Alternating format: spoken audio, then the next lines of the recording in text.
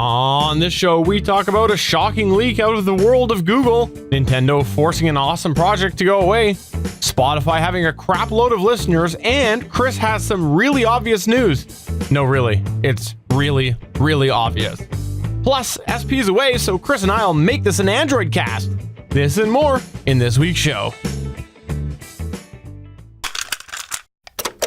I'm SP from Legends of S.H.I.E.L.D., a show about the general Marvel comic universe, part of the Gonna Geek Network, just like the show you're checking out now. Shows on the network are individually owned and opinions expressed may not reflect others. Find other hilarious and fun geeky shows at GonnaGeekNetwork.com. This is the official GonnaGeek.com show. Here we're a bunch of geeks talking about geeky things. Each week we run down the latest news and happenings in the world of geek. These are your hosts for the show, Steven. But what if I'm in the mood for a T-Swift story? Chris. I've heard the X is going to give it to you. And SP. That's how we roll on Gonna Geek on Monday night. We get crazy! Gonna Geek Productions presents the official GonnaGeek.com show.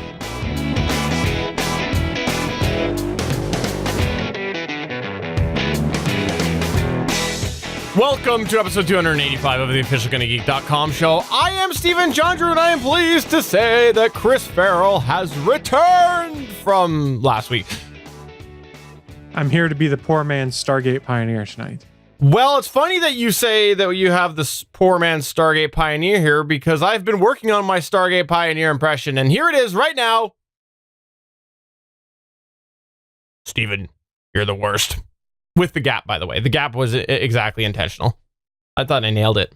It's pretty spot on. I mean, I'm on board with this. I mean, I've heard him say that numerous times in pre and post shows. This is something that if you view the show live, you occasionally get to witness as the credits roll. That's true. But yes, we are Stargate Pioneer list this week. We're very sad about that. We're heartbroken, but that means that it's the all Android cast today, right? Android buddy? Yes, it is the all Android cast. We can't call it like all about Android because someone else has already taken that, but it's the all Android Gonna Geek cast. Yeah. Yeah, I just wish that we had a special bump for being Pixel Buddies. I have a phone and so do you. Look at that, it's a Pixel 2. That makes us Pixel Buddies for life. Some of the music heard was by Kevin MacLeod of Incompetech.com. Yes, by the way, that there was us filling the space that would usually be Stargate Pioneer's introduction and his comments and whatnot. So we're not behind schedule. We're right on time, but that was just us using that space to serve ourselves, basically. That's fair. I mean, well, we can't, it's not like we would be hiding the fact that SP is at a secret NASA conference where they're planning how to hide the moon from us or anything like that. Nothing like that would ever happen. You know what? I was going to say, I thought Suncast was going to that, but I forgot. It's all to hide Suncast. It's all an elaborate ploy for that because he is on the secret NASA moon base. Well, Suncast is currently at the White House briefing the cabinet about the future of the secret moon and Mars bases that NASA has been putting up. So just keep your eyes on Twitter. You'll probably see something here in a couple hours about the secret bases. Well, I guess on that very confusing note, we should probably move on to the news because I'm thoroughly confused. Are we going to talk about Android?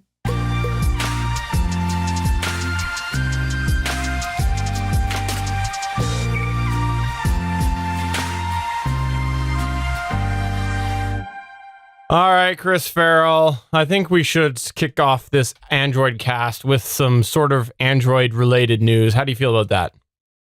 Well, it's probably a good idea if we're claiming ourselves to be an Android cast to actually talk about Android and hardware that Android runs on. Okay, fine. Today, I am going to kick us off by talking about something that's going to shock most people who have ever followed Google products. That's right. For those of you not familiar, Google is the one that makes the Pixel, hence the Pixel 2 bump that we just played a minute ago. Well, this is the shocking part. There has been a leak with potential Google Pixel products. I know, first time, right? No, that's not. This has never happened before. Well, this is the newest leak is all about the Google Pixel 3a. If you're not familiar with the Pixel 3a, it is basically the dumbed down, the simpler version that has been rumored for a while of the Google Pixel 3. Yes, this has been rumored for a while that there's going to be a whole new Pixel product coming, and it's going to be a Pixel 3 Lite, essentially called the 3a.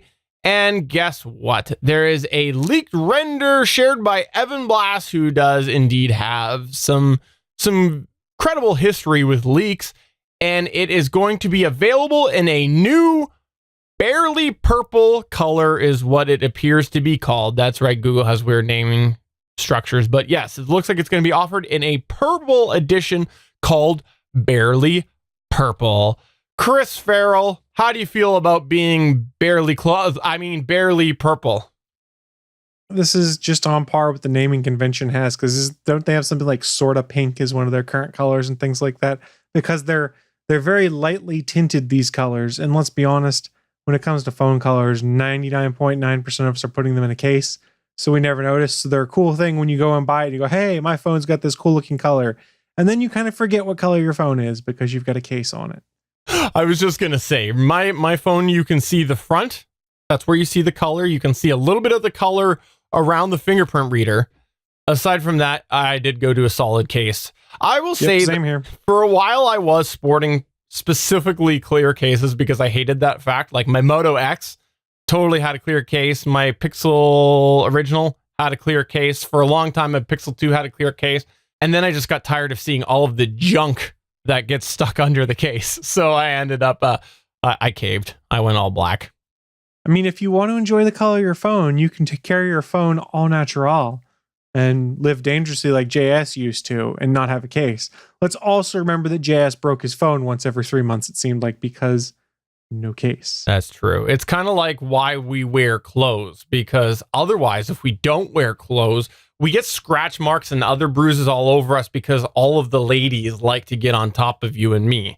And there's just so much of that happening. I think that's why we wear clothes. Yes, that's it exactly, because we just ooze raw animal sexuality and ladies love it. That is absolutely the case. That is why we do a geek-centric podcast that up until like 150 episodes, you never even saw us. We couldn't let them see us on screen because we were afraid of what would happen. Because spoiler alert, the first 150 podcasts that are audio only, we podcast naked.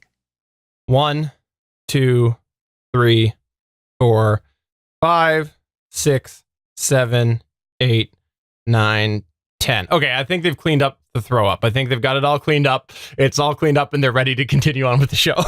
Ow. Ow. Well, let's go on to your news point here. What's going on in the world of Nintendo and Mario ports? Is this like a C port? Is that what this is about? Yeah, it is. Steven made me sad, so it's only fair we go on to a sadder story here. So put yourselves back in time. Remember the early PC days. You probably played some games on Apple IIs and Commodore 64 PCs. So what's the story here? There is a modder by the name of ZeroPage who for the last 7 years has been working on developing a port of Super Mario Brothers to run on a Commodore 64. So it sounds really cool. From a tech standpoint, from a geek standpoint, like, oh, this is awesome. It's not easy to do. Why is that the case? Because the processor in a Commodore 64 is only about 57% as powerful as the Nintendo Entertainment System's processor, and there are complications when it comes to doing side-scrolling effects on the Commodore 64. However, ZeroPage did get it figured out. He posted it online just to get slapped with a DMCA takedown from Nintendo shortly after he posted 7 years worth of work online. This was posted by the PDX Commodore Club, that's at C64 Club on Twitter. They said, good times. Due to a DMCA takedown notice, we had to remove the Super Mario Bros. 64 download from our website blog from 4 days ago. Hopefully everyone enjoys the Commodore 64 game that was able to snag it. Now, this should surprise no one. Nintendo aggressively defends their trademarks and intellectual property. I'm not saying they were not within their rights to say, hey, you can't make a Commodore 64 port of Mario. But at the same time, I can also be like, it's a cool little fan project and it's done out of love for it. The guy's not trying to make any money. He's been working on it for 7 years. And when he gets done, you issue the takedown. And I get that you can do it. It just sucks. I really wish Nintendo had been like, hey, we normally don't condone these kind of things, but we're going to partner with them and say, hey, this is a really cool effort. The fact that it's going to run on a Commodore 64, it's not the same as someone, say, porting it to run on their PC and playing a ROM on their PC or on their PlayStation or something like that. This is a fan-made effort to make a game that never should work on a Commodore 64 work on the Commodore 64. And like I said, there's not a huge homebrew crew for this. So I'm not surprised, but I'm disappointed that Nintendo issued the takedown notice because Mario's a cash cow. They've got to defend it. I just wish they would have let this one go or would have thrown a little weight behind it. Like, hey, this is cool. We salute the fact that you did this. Instead, it's another one of those moments where Nintendo shuts something down. A lot of fans just kind of collectively go, oh man. And I'm one of those fans. Well, there is obviously different layers of lawsuits and things like that. And I agree. I think they definitely had to go after this because if they didn't go after it, then there's all sorts of possible legal recourse like, okay, well, you said you gave them a pass. Why don't you give other people a pass? Things like that. But it would be really interesting to see like if this actually went to court, them trying to claim that they were out money because of it. It would be like, we lost sales because it's on a Commodore 64. I think it'd be really fun to see them try to prove it. I don't think it matters whether they're out money. It's their intellectual and copywritten work that is being adapted. Like, it's not like the guy did a mock-out to make it look different than Mario. It looks exactly like Super Mario Brothers. Like, you can catch a couple different YouTube videos that was posted on this website and various others showing the gameplay and the progress as he did it. And it was meant to be a one-to-one faithful replica of Super Mario Brothers that plays on a Commodore 64. Yeah, and again, I'm not disagreeing. I definitely think that they had to do this and that they were required to do it from a legal standpoint. But I agree, it's completely disappointing. But yeah, oh well. It just kind of echoes the stuff we've seen in the past. Like, remember, Let's Play videos are some of those popular things on YouTube. There's a lot of people like to watch their favorite gamers play, be it Super Mario Brothers games or Mario Maker or Fortnite or anything like that. And at one point, people are able to monetize those videos, get a little bit of a cut of the action. And for a while, Nintendo was issuing DMCA takedowns on these videos and or monetizing them themselves. So if you're a person who plays Let's Play games and you played Nintendo games, you made not one red cent from the games you were playing. Whereas if you were playing, say, GTA or Halo, games that are owned by Sony and Microsoft, it was, oh, no big deal, monetize it because it was basically free advertising for their games. So it's just not one of those things that in the modern internet of things, people go, man, Nintendo, what are you doing? I don't get it. I will say this, that I look forward to seeing what somebody does with this because you can't help but think that someone's going to go and try to just push those boundaries, whether it is taking it and publishing it from a country that there's virtually no legal recourse, or they just modify enough elements. I think it'll be interesting to see because I think there's going to be a future with this still. I don't think that it's over. Let's be honest. If you want this game, it was already out on the internet. So I'm sure there's a bunch of people who feel they're doing the right thing by hosting it in various different places. So if you were a Commodore 64 enthusiast, I'm sure you could look up Commodore 64 Mario Brothers and find a downloadable executable to run on your Commodore 64. The door has already opened. You can't shut the door once it's happened. It's just Nintendo will continue to issue DMCA takedowns for any place that hosts it. So if you're an enthusiast and you want it, I'm sure you can find it. Just bear in mind that Nintendo is enforcing their trademark and copyright on this material. So you run a risk if you download this of getting a fun letter in the mail from Nintendo. Fun fact, Commodore 64 is still newer than some of the tech that seems to be used by some of the big name streaming video podcasts out there. Yeah, that was a shot. What was it? A poor attempt at a shot. I think you know who I'm talking about. But moving on, let's talk a little bit about Spotify. I don't know if you're familiar with Spotify, Chris Farrell. Are you familiar with Spotify? I know what it is. I had a free trial for a month and I decided I didn't particularly care for it and I never signed up again. But yes, I am familiar with Spotify. I get my music from Google Play Music right now, though. I actually did sign up for Spotify again. Yeah, I did. But I guess I can be proud to know that I am one Proud. Of the more than 100 million users worldwide that are now paying for Spotify Premium. Yes, the company announced that they reached this milestone by growing paid subscribers nearly 32% year on year.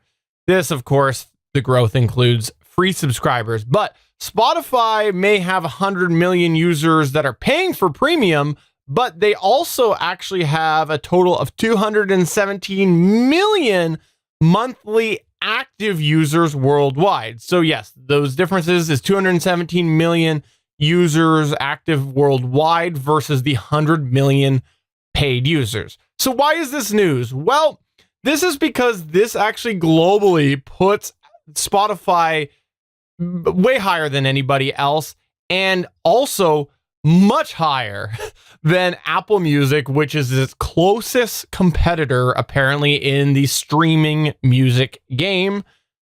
Apple had 50 million paid users worldwide apparently at the beginning of April, but it is worth noting that even though Spotify is basically doubling Apple's paid user base worldwide, that Apple does do a lot better in the US versus Spotify. And when I say a lot, I mean Apple has 28 million subscribers apparently in the US versus Spotify's 26 million in the US. In any case, it's interesting because Spotify does expect to have around 222 to 228 million users by the end of the quarter, and they are continuing to grow that paid flat platform. This is insane. 100 million people paying one service for Spotify Premium. And we look back just not that long ago where we had Napster and other things, and people were outraged that they couldn't download illegally for free music anymore. And now look at this massive amount of people willing to pay. And I think it also kind of puts into perspective, if those of you who aren't familiar with it, Spotify has been making some purchases to do with podcasting, getting into there and spending lots of money. And this really frames how they have that cash pool. One thing to consider is how much the market when it comes to internet-based music has changed. Let's go back to high school days for Chris. Let's go back to 2000 through 2002 timeframe. Let's go there when I was like a junior in high school. The big thing there was if you wanted to buy music online, you could buy it like 99 cents a track on iTunes, or you could buy a full album for something between $9 to $13 a piece, or you could steal it via a variety of different methods, be it Napster, Kazaa, trading CDs and ripping them with friends. The simple fact of the matter was it was not exactly the easiest way to go and get your music just by buying it all individually, because it's cheaper just to buy CDs.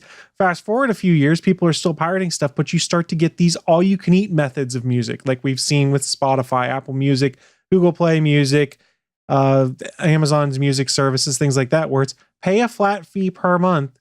You get access to our entire library. So it's not a matter of I've got to go and buy this CD because I like 3 tracks on it, and then this other CD. It's $10 a month, all you can eat. You can take and listen to whatever music you want, and it's convenient. That's the big thing. It's the convenience factor that comes into play with these music subscription services. I don't have to remember, oh, did this CD from my favorite band come out? No, it learns my tastes. I load the front page of my app and it goes, hey, this album dropped. I go, great, I want to listen to it, and toss it into a mix. So I kind of like how this is shifted. And for someone who generally likes very specific genres of music, these apps and things help me find stuff I wouldn't normally like, because they start suggesting other artists or other albums. I'm like, okay, this is cool. Kind of spread out what I like a little bit. Now, I understand people who still prefer the physical media.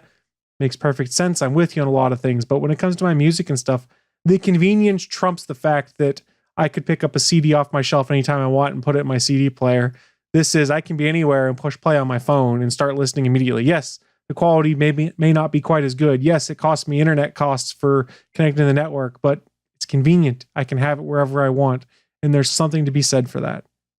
You know, I will say this, that I was not somebody that was paying for streaming services. In the chat, we actually have Albert Sims saying, I don't subscribe to any streaming music services. I just rip my CDs/LPs and listen to those and listen to local FM classic rock station in my vehicle. I actually was like that. I had a lot of legal digital music on my computer because of the fact that I had quite a vast library of the music that I listened to between my CDs, my wife's CDs, and other, CDs that I was gifted along the way. However, where the real big turning point for me was things like smart speakers or Google Chrome Audio. I had that going for a little while. Really, the convenience factor that wasn't easy to do without a whole bunch of other infrastructure and, skills or weird servers before there was even smart devices. Like I tried to go up that avenue with other options, and it just was inconvenient versus paying for a subscription and being able to just play it on my home audio system, whatever it was that I had, by just saying play blah, blah, blah, blah, blah. And, I will say that it definitely has increased even more so since I did get really into the Echo ecosystem, and I've got multiple Echoes now, and I do group audio. It has a lot more value to me for sure. And that's where it was really the turning point for me. I'm happy to see that they're continuing to grow, because while I did personally like the Google Music offer better, Google Music and Google Play Music has just been such a weird situation over the last few years. I have more trust in Spotify, and I'm happy to see it looks like they're not going anywhere anytime soon. And I'm happy that globally they're doing better than Apple, because I do, and that's not a shot against Apple. I have fear about sort of Apple's track record with sort of a closed ecosystem, and that's my concern. So I'm really happy to see this, and I am probably going to continue to be a Spotify subscriber. I will fully admit that I did re-sign up when they were offering a free Google Home Mini, and that did get me to sign back up. I was actually really close to paying anyways at that point. The only other one that actually had me a little bit interested was the Amazon Prime Music. They're not doing a bad job over there, at least in Canada, but I don't know. Spotify seems to be doing pretty well. Plus it's just Spotify, and it's got Spotify podcasts on it, which is kind of nice too. It just really depends on what your smart speakers are that might point you towards that. I have both in my house, but I've leaned more towards using my Google devices for media consumption, and Google Play Music just hooks in right out of the box, so it's a lot easier and things like that. And also, the thing I like on Google Play Music also is there's no ads on YouTube now. And I forgot how much I dislike ads on YouTube until I forgot to log in on one of my web browsers and start getting ads. And was like, what the hell is this? This is BS. I'm not supposed to get ads. And then promptly log back in and went, oh yeah, that's what this is. Because I regularly fall down the YouTube rabbit hole. So that's just another nice perk of Google Play Music / YouTube Music, because they're sort of the same service, but they're not. I'm assuming they're going to phase out Google Play Music at some point and push us all over to YouTube Music, which is arguably the same thing, just a different app. Yeah, that'll be interesting. And that's another example of one of the reasons why I'm happier to give my money to Spotify than Google, just because Google's all over the place. And if I'm going to build playlists, to be fair on that, they've already said, supposedly people have already done it, you can import all of your playlists and things like that out of Google Play Music directly. So you really don't lose anything. You're just in a different app. This time you can. What about the next time they change it? Well, I mean, that's the thing. They know if they do that, they'll lose people in that regard. Exactly. All right, well, let's move on to some more obvious news. Chris Farrell, why is this so obvious? Obvious news. You guys might have heard there was a little movie that hit theaters this weekend. It was called Avengers Endgame, the 22nd movie in the Marvel Cinematic Universe. It is a wrap-up of everything that's been established since the 2008 Iron Man movie, and it broke 1 metric crap ton of records this opening weekend. We're going to run down a few of them, but the biggest one is the mind-boggling estimate of the $1.2 billion worldwide they took opening weekend. $350 million in North America, which was nearly $100 million higher than the previous record set by Infinity War. And the bigger point, $330 million 5-day opening in China. So yes, we talked about in the past how Star Wars didn't seem to catch on in China. Doesn't seem to be a problem for the superhero movies. Endgame brought in bank everywhere. And there are some people that are complaining about that, saying, oh, it's a sign that cinema is dying. Don't listen to them. If you like the movie, like the movie. Don't let them poop all over something you like. But those were the biggest of the records. We've got a bunch more records they broke down on over at thewrap.com. I was going to go through a few of them. There were 12 advanced ticket sales records. Over the past few weeks, sites like Fandango and Atom Tickets reported in-game became their all-time highest pre-sellers and record ticket sales in the first week and 24 hours availability. AMC and Regal announced similar new records on their internal ticketing system, prompting thousands of new screen times to be created in theaters nationwide. It was not unheard of to look up the movie listings at a theater and have it be all Endgame all day long. And I will say this personally, I went Thursday night at 6 p.m. to catch it the first time. There were maybe 2 open seats in the theater. I went on Saturday with one of my friends who was in town. We tried to go to the 2 o'clock, showed up at 1:15. They were sold out. Went to the 3 o'clock, and there were maybe a dozen open seats in there. So the hype is real, and I wish I had ordered ahead in that case. Yeah, I have to say that last week after the show, for those of you who watch live, you'll know this, but for those of you who didn't watch live, I was saying like I really had to figure out when I was going to go, and I was looking at show listings and times and things like that. And I think that one of the movie theaters actually opened up a couple theaters, and they must have just had them held, but a couple days before, because I think it was on the Tuesday that all of a sudden I saw quite a few tickets open, like be available for 2 different show times on the Friday. And I shortly after I saw that, I ended up seeing those theaters start to fill up and whatnot. So I think they did release it. So I just happened to get in at the right time, and I was able to go on Friday, and I'm happy to have actually been a part of that, because let's be honest, I don't think we're going to see this sort of draw in a very long time. I don't think we're going to see this for a very, very long time. Not from Marvel, not from anybody under the Disney banner. I think that your news last week about Lion King rivaling this is completely wrong.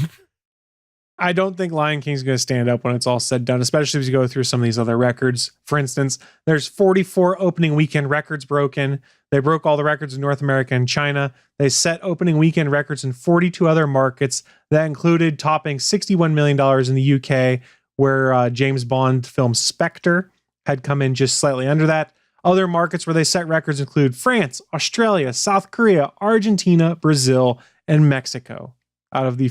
Those are just a selection of the 44 opening weekend records they broke this weekend. Yes, 44.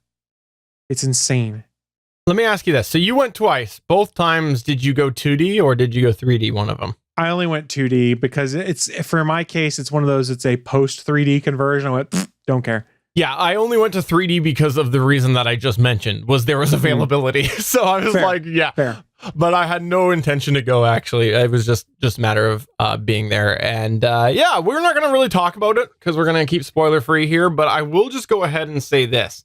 The part where Chris Farrell showed up was completely unexpected. I couldn't believe that. And wow, there was another stone. I am inevitable. There was another inevitable. There was another stone that Chris brought. That's what it was. It was the kidney stone. Ouch. And finally, before we wrap up this episode, let's get to our extra section here. This is the part where we like to just high level talk about something fairly recent. And this one is one that appeases Chris Farrell and I. So of course we're going to talk about this because this is one that usually Stargate Pioneer would argue with us on. And if he's not here, let's go ahead and say it, even though we know he's watching streaming live right now, and now he's shut off. The Google Chrome update of recent is finally allowing dark mode on Windows 10. Ooh. Yes, dark mode's been a thing for a while. A lot of people are really liking dark mode. I know Chris Farrell and I both like dark mode, and we talked a long time ago about how there's massive battery benefits by having dark mode enabled. Huge benefits. In fact, Google has previously come out and said they screwed up by going to that very light design because it really was hard to deal with battery life. Well, Google, back in March, released version 73 that brought a dark mode desktop-wise as a Mac OS exclusive. However, I know, right? However, it does look like there is now an option to bring that over to Windows 10 with the version 74 that's just started to roll out. Now, how do you do that, Chris Farrell? Well, you're not going to see a toggle in there. Apparently, the way dark mode is going to work is if you're using Windows 10, you're going to have to go into your system-wide Windows 10 settings in order to change it. So turn your Windows 10 to dark mode, and then apparently you will see that happen. You have to go under settings, personalization, colors within Windows 10 and enable it. And apparently this will eventually, once the update hits your computer, enable dark mode on the Chrome. I have no idea why they couldn't just add a damn toggle in there and have this as an option. Like, make it default where if Windows 10 is running dark mode, show dark mode. And then also have a manual toggle override. This is ridiculous. Google, these are the stupid decisions that you make that are absolutely mind-blowing. And people go, why the hell are you doing this? Come on, Google. Use a toggle within the app because some people don't want to enable it for their whole system just to get it on the browser, because a lot of times they just want it on their browser because when they got the lights off, because they're sitting there in the dark doing the thing that they do when they're home alone and it's dark, they just want it just for the browser. Or you could just download an extension for Chrome that forces it into a pseudo dark mode. Oh, that's right. I forgot. That's been an option for a very, very long time. I mean, it's cool that they're baking in a native dark mode because that's a thing that more and more people want. And as we've talked about before, and for the purposes of cell phones with OLED screens, they're actually battery saving measures having a dark mode. But it's just weird that it's tied to the Windows settings, because while I enjoy dark mode views for things, I don't necessarily want everything in my system on dark mode. I like darker themes, and you'll generally see when you log into one of my Windows machines, everything is darker colors, but it's not like the full out dark mode where it's like just dark black on everything. From what I've got, it's like darker shades of gray and stuff like that. So it's not fully blacked out. It's interesting in the grand scheme of things. How many people are really going to care about dark mode in Chrome that haven't already figured out a workaround? Yeah, I know you were one of them. I'm running a carbon fiber theme for Chrome that forces everything to be dark grays and blacks. I should probably find out what that's called so that I can add it on mine. What's it called? I don't know. That's okay. It's been installed for like 6 years, so. Oh, well, that's fine. That's fine. Next up in our extra here, speaking of Google, let's go ahead, and everybody says I'm an Apple hater. Steven, you're an Apple hater. I'll go ahead. It's true. And poo-poo on Google again, because I just did a second ago. I'll do it again. Yes, Google has admitted that there is trouble selling expensive Pixels. Google CEO Ruth Porat has said that they sold fewer Pixel phones due to an industry-wide pressure on high-end phones. Now, Porat didn't specifically say what those pressures were, but he did go on record as saying that there was an industry-wide pressure on high-end phones. Why I wanted to bring this up was actually twofold. Number one was to say that, yes, Google has admitted that the Pixel sales are not where they wanted them to be, but the second part of it was as well just to sort of support the points that we've talked about on here, especially I'll give them credit. Stargate Pioneer's done a really good job of articulating this point, but the fact that there is a lot of reasons to not pay for a high-end phone anymore and to go another way. And this seems to be confirmation that the industry is feeling that pressure. So is this, and this is why I want to bring it up, I ask you, Chris Farrell, do you think we've reached that point where they've pushed and they've pushed and they've pushed and we're now pushing back?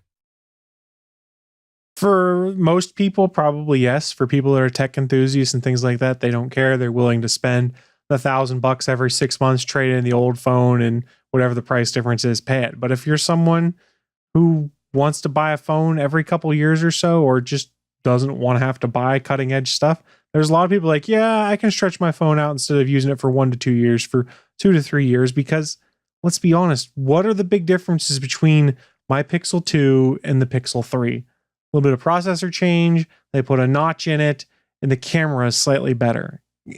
Okay, but every app I run right now, I have no problems with. I can use the internet just fine. I can use my Twitter apps. I can use any app I want, and it runs almost exactly the same as it does on the Pixel 3 XL.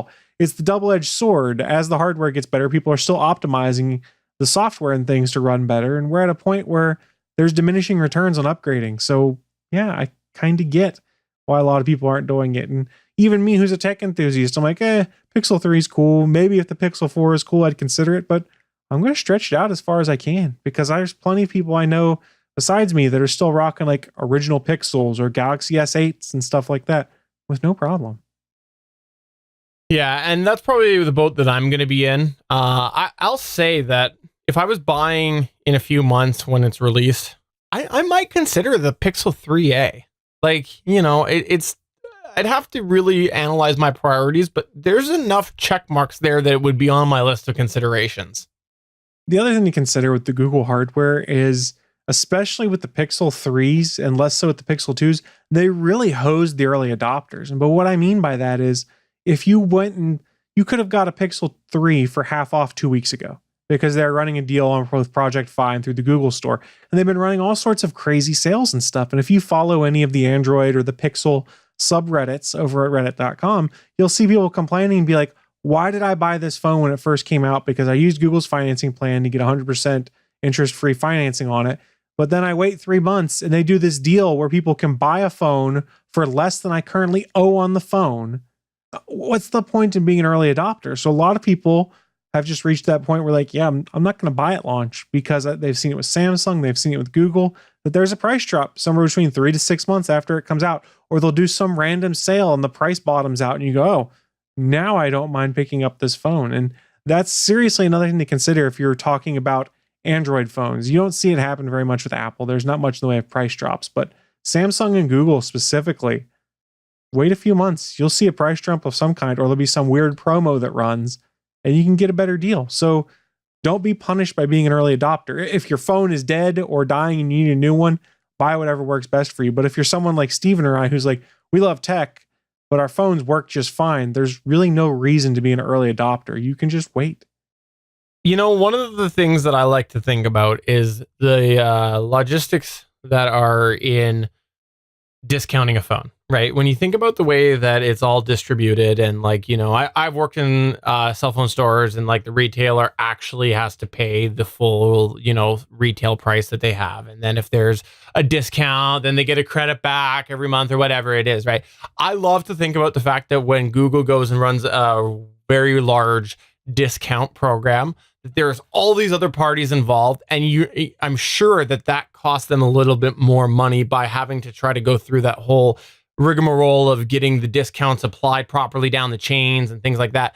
And I just enjoy that because of the fact that it's like, yes, you are losing more profit, where if you had just sold it to us cheaper and not tried to take as big of a piece of pie, we would have bought that pie. So I really enjoy thinking about that stuff. Well, also remember that Google sells the bulk of the Pixels through their own web store, so it's a bit easier for them to make these changes on the fly. Yes, in the United States, they have a partnership with Verizon, but I would wager the bulk of their phone purchases come directly from people buying on the Google store.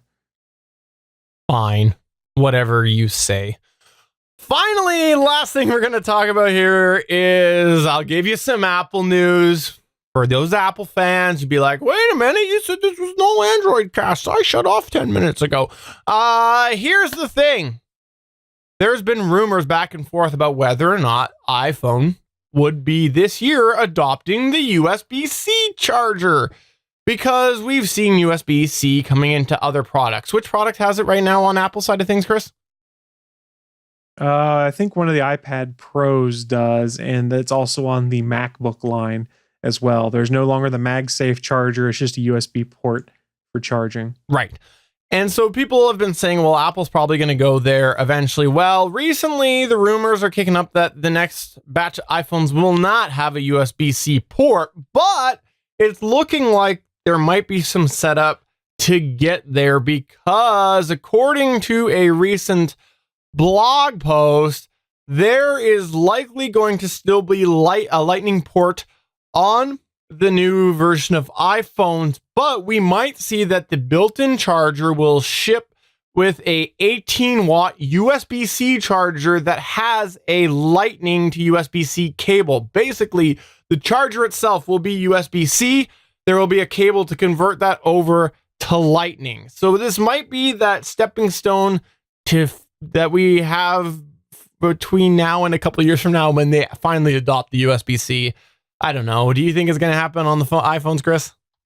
Oh, eventually it will. But how they're dragging their feet is super annoying because remember, we've talked about on this show before, there's licensing fees that come in. Anyone that makes a lightning plug owes Apple a certain charge every time they make one for licensing purposes. So it's a great way for Apple to continue squeezing some more money out of people. And let's also remember that the Apple cables suck. They fall apart all the time. Talk to people about their lightning cables, and after about a year, they end up having to replace them in some way, shape, or form. At least if it was USB-C to USB-C, you could replace it with any USB-C cable. And who gives a care? Who cares what brand it is?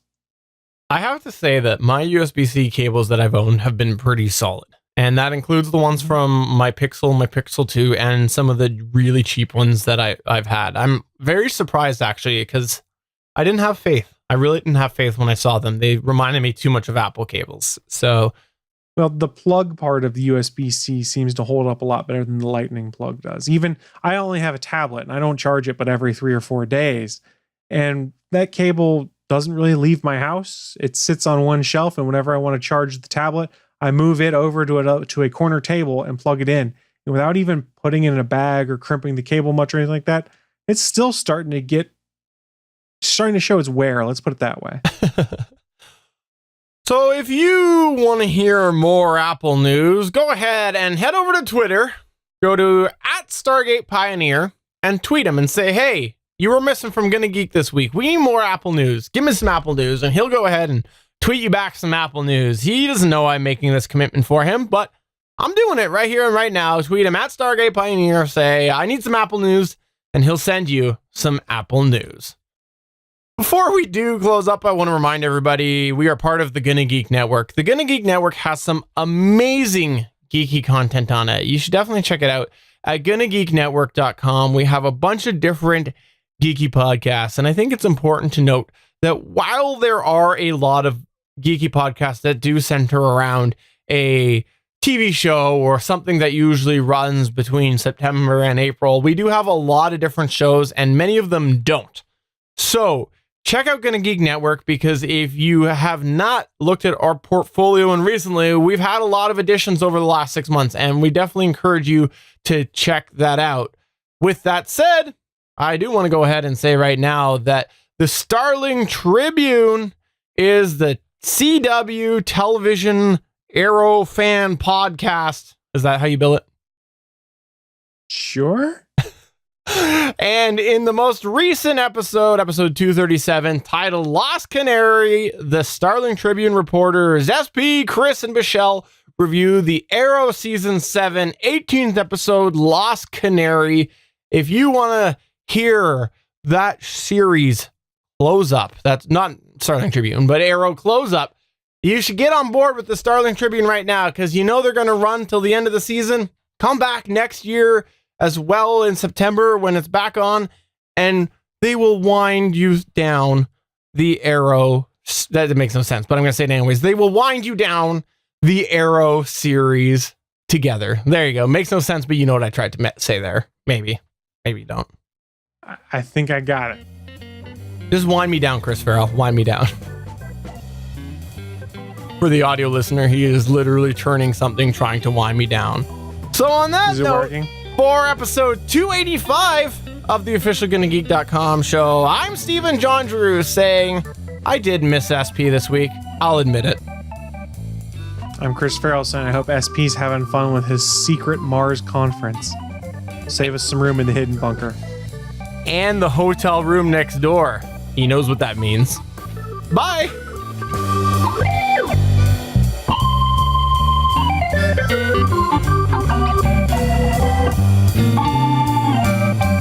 Thanks for checking out another episode of the official GonnaGeek.com show.